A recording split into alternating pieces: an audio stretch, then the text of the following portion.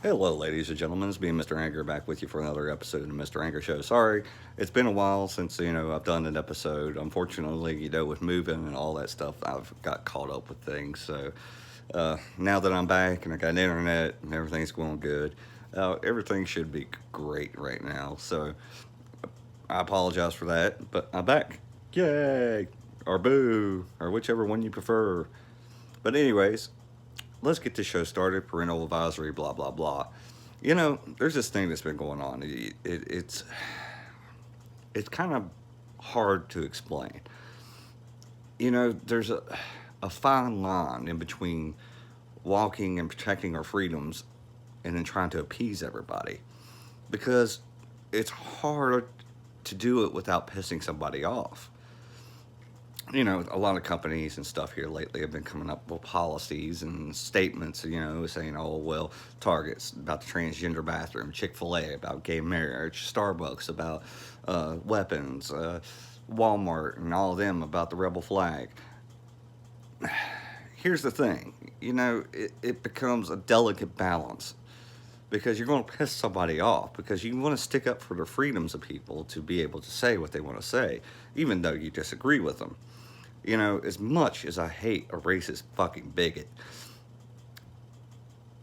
I still have to stand up for their right to be able to march, to be able to have a voice, because our freedoms guarantee everybody a right to have that freedom of expression, freedom of speech. So I can't advocate just one group or somebody denying a different group or a town denying, the Black Panthers or the KKK. Both of them, as far as I'm concerned, racist idiots, but still, they deserve their voice. They deserve their freedoms. And then you get called a racist bigot for sticking up. No, I'm saying that they should have a voice, they should have a say, but, their rights, but I'm not advocating their behavior. You know, just like with Chick-fil-A's gay policy or when they came out about the gay statement. I don't advocate what Chick-fil-A did, but then again, I like their freaking food. But then again, if I avoided every company that did something that I did not like, I would shop nowhere. I wouldn't be able to buy a damn thing. Just like if I stopped watching or listening to music with any celebrity that came out with opinions that I disagreed with, I would watch nothing. I would listen to nothing. People are entitled to their opinions. And, I separate what they do from, you know, their opinion.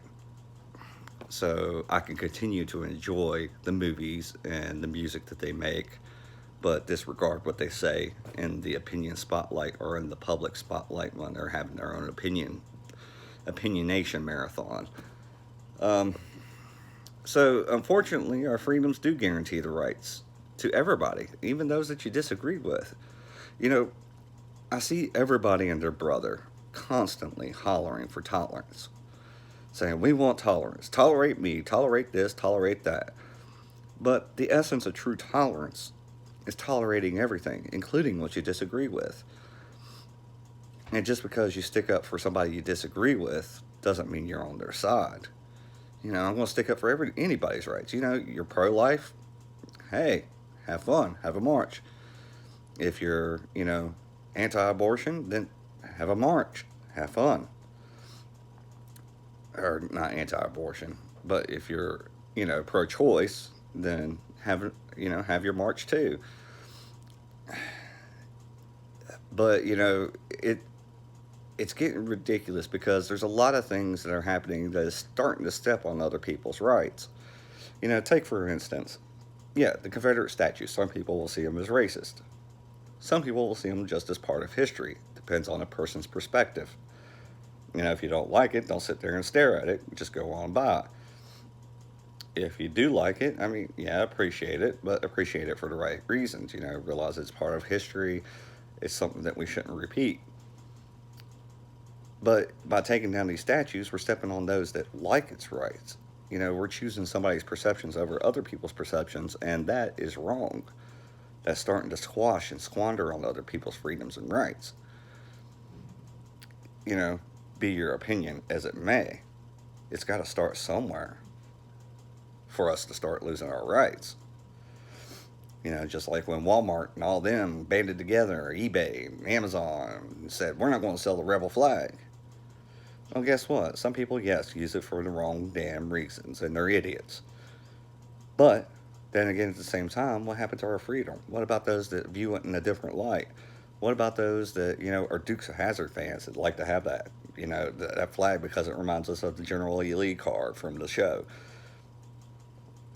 That's the only reason I ever liked that flag. So every time I see one flying, I'm like, ooh, General Lee. Yay! Dukes of Hazzard, just the good old boys. Dun, dun, dun, dun, dun. But, you know, I know an officer who was African American or black or whatever you want to call, whatever the PC name is these days. He flew a rebel flag. He loved it because why? His family, his ancestors served in that particular battle, and he realized just as I do, without that battle, without that history, without either side, there's no telling what this country would be like today. Without the South, we wouldn't have states' rights. Without the North, you know, slaves wouldn't be free. So both played an essential part in today's history. I don't know. It's all in a matter of perspectives. And people choosing one person's perspective over another is becoming very dangerous and a start of us losing our freedoms.